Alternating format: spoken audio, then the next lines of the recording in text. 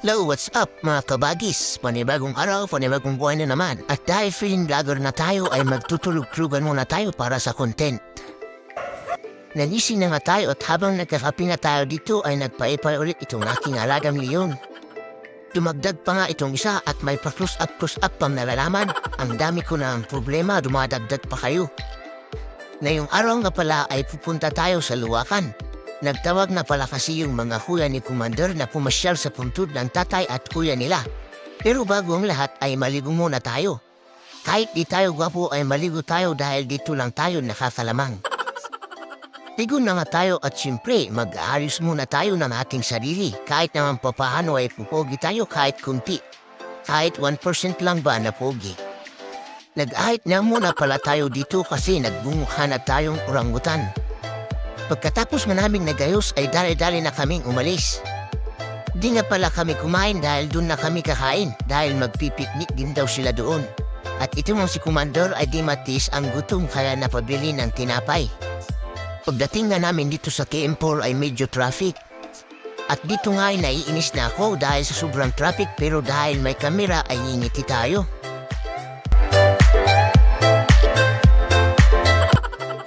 Pagdating nga namin dito sa Baguio ay nawala na yung traffic. Pero dito lang na banda ang wala. Pero pag pumunta ka na ng Burnham ay asahan mo mas grabe doon.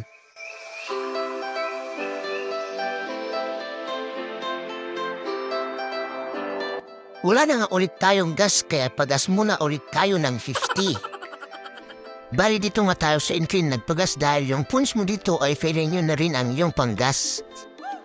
Nakarating na kami dito sa Magsaysay. Salamat dahil pagdating namin ay saktong nag-green yung traffic light.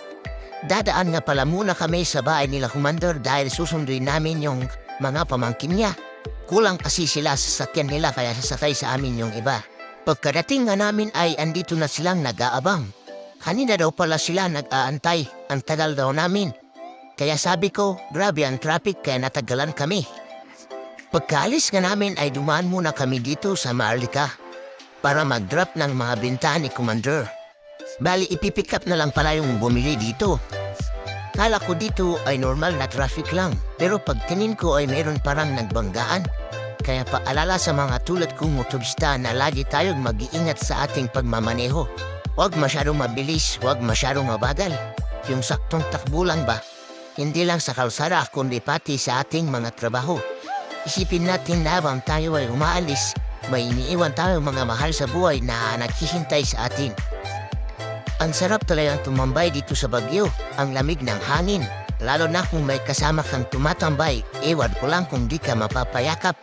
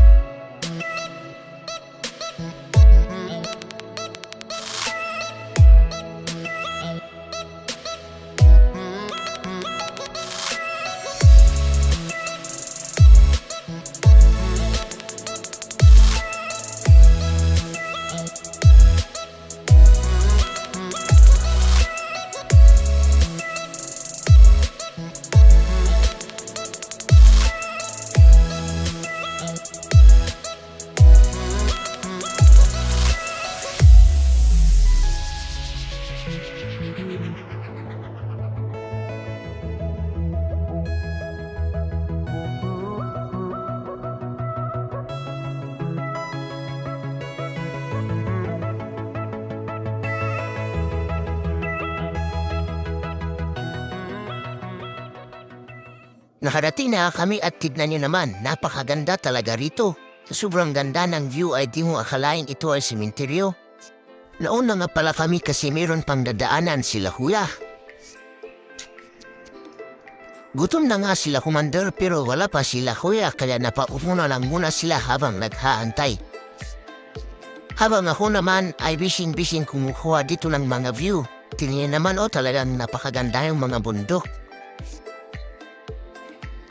Kaantay ko nga rin ay napaka-K-drama na lang ako.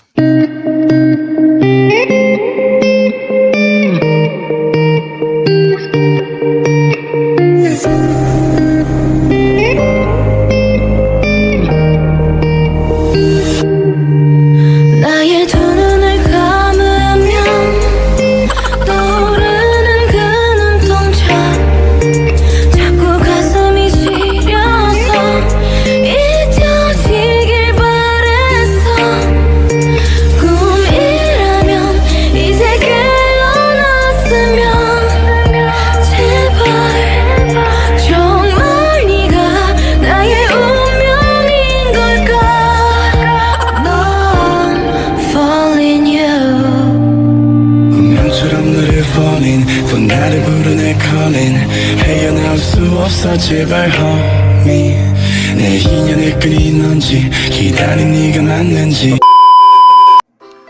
At sa wakas ay nakarating na nga sila. Gutom na gutom pa naman tong mga kasama ko. Ang ganda talaga dito, ang sarap ng simoy ng hangin, nakaka-relax. Matatanaw mo rin pala dito yung tuba binggit. Sa sobrang linis na dito ay napatanggal ako ng tsinelas, pero sabi ni Kuya Gard ay pwede daw ipasok kaya binalikan ko. Kini naman kasi ang kintab.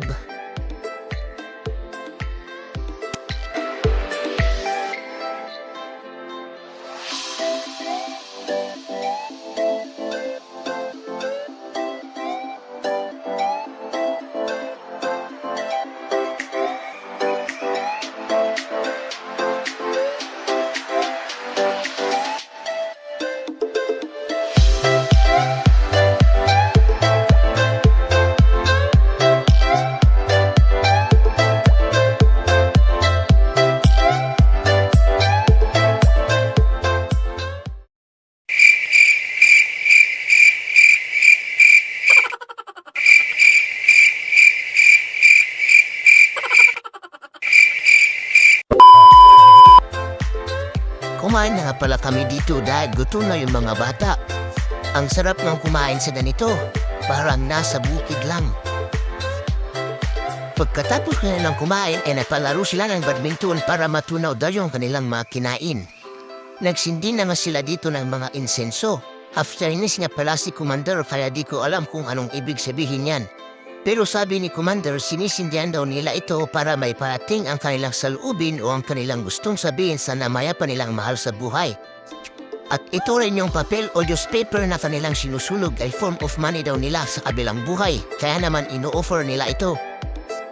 At dito ko na tatapusin ang video kong ito mga kabagis. Like, comment, share, and subscribe mga kabagis. Salamat sa panonood. Kita ulit tayo sa next video. Salamat!